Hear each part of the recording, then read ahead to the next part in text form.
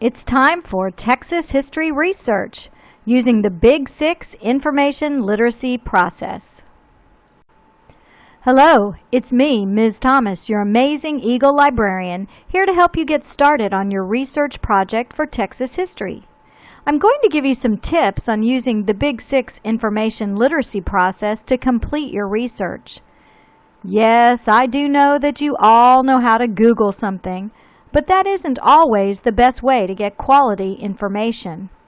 One of the problems that we face today is the volume of information available on the internet. There is a huge amount of information out there. Unfortunately, sometimes it is difficult to find the exact information that you need, and other times the information that you find just isn't true. First, let's start with the assignment.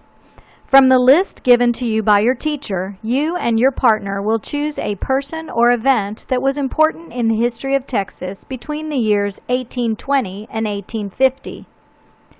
You will then research with your partner that person or event using the steps in the Big 6 Information Literacy Process.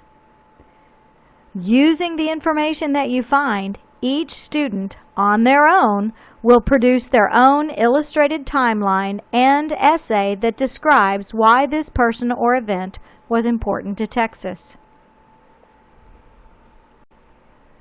To complete this assignment, you will use the following standards.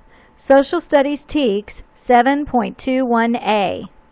You're going to locate and use sources such as computer software, databases, books, media, biographies, and artifacts to gather information about Texas and your topic.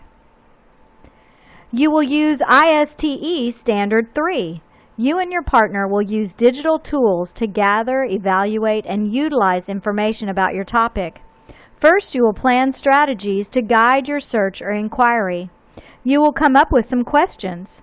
You will then locate, evaluate, and process this information so that you can report your results. This is, of course, your timeline and your essay.